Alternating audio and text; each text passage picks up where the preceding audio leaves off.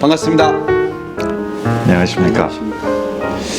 오늘 또 우리 오동수 박사님과 함께 오늘 우리 시대의 관심사항들 또 우리의 생각과 우리의 사고에 도전을 주는 어떤 현상들이나 사건들이나 이야기들을 좀 저희가 주제로 삼고 나눠보려고 하는데요. 오늘 우리가 어떤 주제로 좀 이야기해 볼까요?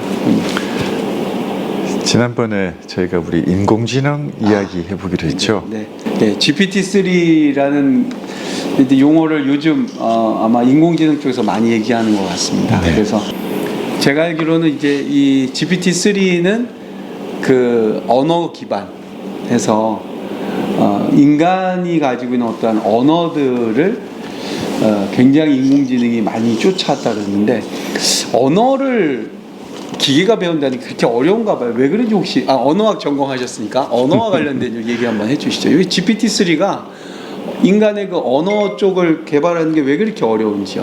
예. 글쎄 제가 뭐 언어학을 하긴 했지만 이 컴퓨터 쪽은 아니라서 네. 아주 상식적인 수준에서밖에 이야기를 못할 텐데 이제 사실 인간의 언어는 이제 이쪽 그 인공지능 그러니까 이쪽의 데이터를 다루시는 분들 용어로 쓰면 비정형 데이터. 비정형. 예. 고정돼 있지 않다. 그렇죠. 이 고정되어 있지 않다. 고정되어 있긴 하죠. 왜냐하면 문법이 있으니까. 그렇죠. 근데 문법대로 딱 모든 사람이 똑같이 말 안 한다. 그렇죠. 그게 사람마다 이제, 다 다르고. 그렇죠. 그 문법을 어순도 다르고. 그렇죠. 네. 그 문법을 조합하는 방식이 그렇죠. 맞아요. 기본은 있지만 사람에 따라 거의 다르니까 뭐 어마어마한 무한대니까. 그렇죠. 이것을 컴퓨터가 알아들을 수 있도록 지금과 같은 수준에서 컴퓨터가 알아들을 수 있도록 정형화 시킨다는 게 진짜 어려울 거예요. 그게 되면 기계가 인간의 언어를 알아듣고 그렇죠. 그죠? 그러니까 제가 보니까 GPT-3가 이제 이야기되는 과정에서 실험들을 다양하게 했더라고요. 보니까 예를 들면 뭐 신문 기사를 이제 인공지능이 작성했는데 그걸 읽어본 사람들 중에 절반이 이건 사람이 썼다라고 믿을 정도로 아주 완벽했다. 제가 찾아봤거든요. 네. 그 감리교 역사에 대한 논문 한 편을 쓴 게 있어요. 인공지능이 심지어 예. 우리 기독교 관련된 걸. 그리고 철학자에게 보내는 편지도 있어요. 그런데 너무 훌륭해요. 네, 너무 훌륭해요. 그러니까 전혀 이거는 기계가 썼다라고 느껴지지 않을 정도로. 네. 그러니까 어떻게 보면 텍스트를 사람의 어떠한 그 감성이나 사람의 어떠한 그 논리적인 것들을 충분히 담아내면서도 읽을 때 전혀 우리 인간이 부자연스럽지 않을 정도로. 네.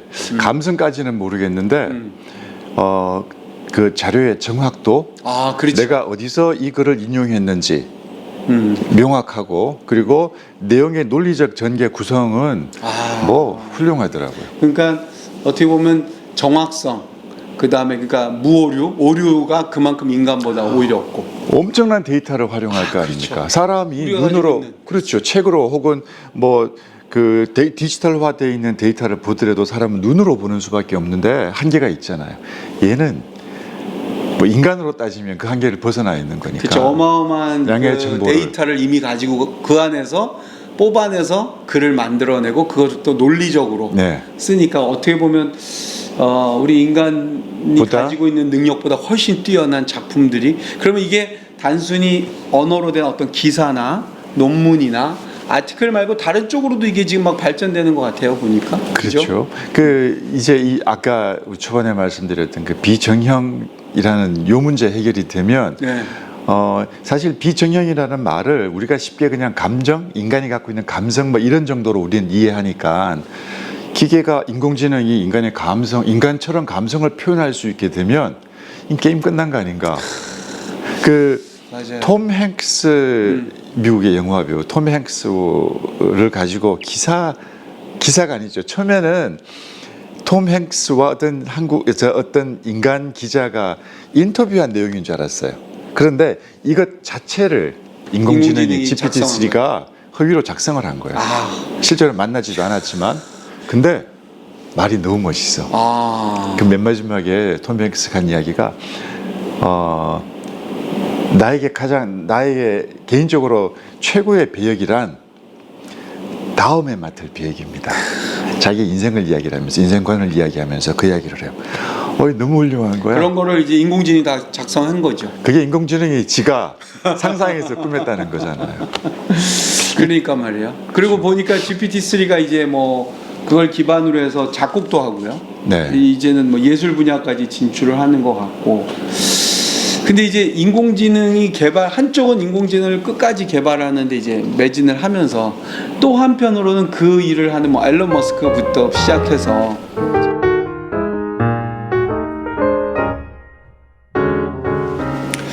근데 이제 또 인공지능을 이렇게 한쪽에서는 계속해서 개발하고 발전시켜 나가면서 또 동시에 그 분야에 있는 과학자들이나 뭐 엔지니어들조차도 그것에 대한 두려움, 그 다음에 이 인공지능의 능력과 한계가 끝없이 확장될 때에 과연 우리 인간이 유익한 세상이 될 것이냐에 대한 그 암울한 예측들이 많지 않습니까? 주로 영화로도 많이 나오고요. 대표적으로 또, 터미네이터. 네, 그리고 이제 실제 일론 머스크 같은 경우도 어느 한계를 두고 어느 영역은 우리가 하면 안 된다라고 말하기도 하고 그러는데 왜 인간은 그렇게 한쪽으로는 편한 세상을 만들기 위해서 인공지능을 개발하면서 또 한편으로는 그것에 대한 두려움과 뭐 뭔지 모를 어떤 미래에 대한 공포를 또 갖고 있는 이유가 어디에 있다고 생각하세요? 이게 참 실제적인 문제가 된 것 같아요. 네. 지금 우리 요 시점에서 예전에 밀레니엄 그때도 사실 그때는 좀 두려움 자체가 막연하고 그죠. 근데 그 블록체인 나왔을 때만 해도 이제 상상하던 이런 기계적 미래가 그냥 바로 코앞에 와 있는 듯 했지만 조금 또 시들시들해졌어요. 그런데 이번에 코로나 사태가 벌어지면서 이제 가정에서 그죠, 대면 수업을 할 수 없으니까 화상으로 수업을 한다거나 막 이러면서 이런 문제가 더 우리 가까이 와서 피부로 느낄 수 있게 된 것 같아요. 거기다가 GPT-3가 나오고 뭐 GPT-3 나온 지가 몇 달 되지도 않았는데 벌써 GPT-4 이야기가 나오니까. 근데 이 문제의 핵심은 결국 그 터미네이터 같은 영화에서 우리에게 끊임없이 이렇게 자극 주고 주입시켰던 공포감 아닐까 싶어요.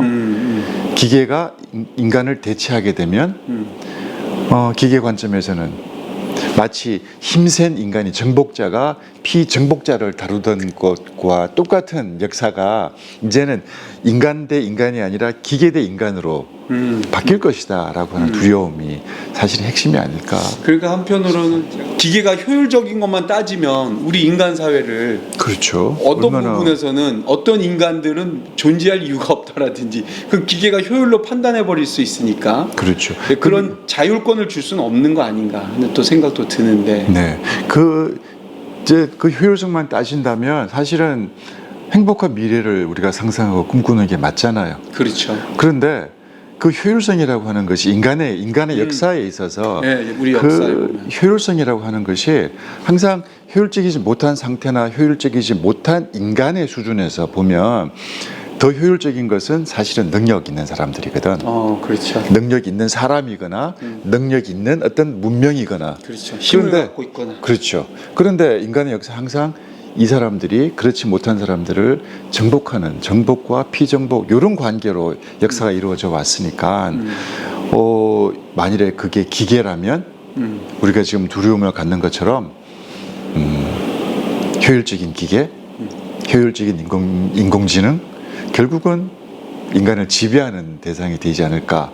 이건 막연하다기보다는 막연한 상상이라기보다는 인간이 역사 속에서 경험해온 것이기 때문에 생기는 두려움일 것이다. 그러니까 이렇게 생각해야 우리가 사실은 이제 역사의 발전, 어떻게 보면 문명의 발전이라는 게 사실은 굉장히 긍정적인 면과 또 밝은 면으로 보면 우리의 편의를 제공해주고 또 여러 가지 면에서 인간의 유익을 기대하고 추구해 왔지만 그 안에 분명히 또 어떻게 보면 어두운 면들이 있고 네. 또 그것이 오히려 인간들을 더 소외시키거나 또는 억압하는 어떤 그릇된 구조로 갈 때가 많잖아요. 그러니까 저는 이제 오늘 우리가 이야기하는 주제가 결국엔 인공지능 얘기하지만 인공지능을 만들어낸 게 인간이잖아요. 그렇죠. 그러니까 이 인간의 문제에 대한 좀 고민이 자연스럽게 나오는 것 같아요. 왜 우리는 이렇게 발전하고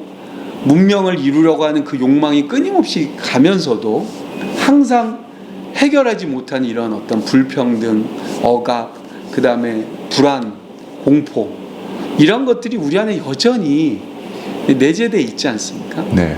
이런 부분도 오늘 좀 굉장히 깊은 이야기를 나누는 것 같지만 네. 그냥 저는 단순하게 인간은 도대체 왜 이런가? 우리 인간은 어떤 존재인가는 좀 그런 궁금함이 좀 들어요. 인공지능 얘기를 하다 보면. 그 점을 이야기하시는 것 같아요. 네. 결국 문제는 인간이 무엇인가, 그죠? 인간이 무엇인가. 네, 우리는 무엇인가. 자, 기계가 인간을 닮아간다 하니 우리가 막연하게 혹은 학습에 의해서 실제적인 두려움을 이제 가지게 되는데 이 문제의 본질은 지금 말씀하신 것처럼 인간이 무엇인가에서 해결을 찾아야 되지 않을까. 그러니까 사실은 인공지능을 인간이 개발하면서 인간이 가지고 있는 어떤 본질적인 게 기계 안에 없기 때문에 인간이 거꾸로 또 두려워하는 거 아닌가 하는 그런 또 고민도 질문도 들게 돼요. 그러니까 네. 인간이 인간으로서 존재하는 것이 기계에게는 결여되어 있는데 예를 들어 뭐 브레이드 러너 같은 경우 이제 기계는 생명을 낳지 못하잖아요. 네? 출산을 못한다는 거, 뭐 이런 것들이 제한이 있는데 이제 그것이 어느 순간 뭐 그 블레이드 러너 그 블레이드 그 영화 같은 거 보면 거기 이제 그것이 막 다른 어떠한 현상으로 막 나타나는 걸 보게 되고 그러는데 기계를 발전시키면서도 기계가 모든 것 인간의 능력을 초월했을 때 갖는 두려움이란 건 결국 인간이 가지고 있는 어떠한 가치 체계 인간만이 가지고 있는 어떤 것이 기계에게 없기 때문에 대한 두려움 아닌가 이런 좀 생각이 드는데 그게 맞습니다. 도대체 뭘까 하는 거예요. 지금 블레이드 러너 얘기하셔서 갑자기 생각이 났는데 가만히 보면 대부분 이렇게 인공지능 그리고 인공지능이 지배하는 미래 세계 이런 주제를 가지고 있는 영화들 보면 다 이런 문제 핵심은 그렇죠. 그런 것 같아요. 맞아요. 아기를 낳을 수 있는가 또 사랑. 그렇죠. 왜냐면 또, 거기도 늘 사랑이 주제가 나오거든요. 네. 또 인간처럼 이 감정을 느끼면서 반응할 수 이모션. 있는가. 그러니까 인간보다 월등한 어떤 지식을 가지고 또 지식을 처리하는 정보를 처리하는 능력은 이미 끝났어. 그죠? 우리가 못 쫓아가. 그렇죠. 이건 인공지능이 해결할 것이라고 보는데 결국은 이제 인간처럼 된다라고 하는 문제에 있어서 우리 대부분의 일반적인 관심은 감정이나 또 생산해낼 수 있는 이런 문제였던 것 같아요. 그러니까 저는 그런 부분에서 우리 인간이라는 존재가 기계와 다른 어떤 본질적인 그 우리 내면의 어떠한 그 본질적인 요소가 뭔가 있을 것 같고요. 그리고 그것이 기계 문명이 발전되기 이전 시대부터 쭉 우리 안에 가지고 있었던 중요한 가치 체계가 있을 것 같은데 문제는 박사님 보실 땐 그게 네. 어떤 거라고 보여지시는지. 이제 여기서 이제 결국 그 소위 말하면 세계관이 다르기 때문에 이게 어떤 접점을 찾을 수 있을까?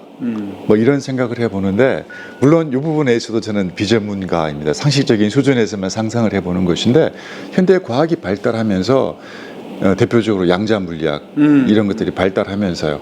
이전에 우리가 정신의 영역이라고 생각했던 것이 더 이상 정신의 영역으로 남아있지 않고 물리적 세계 속으로 들어오는 거예요.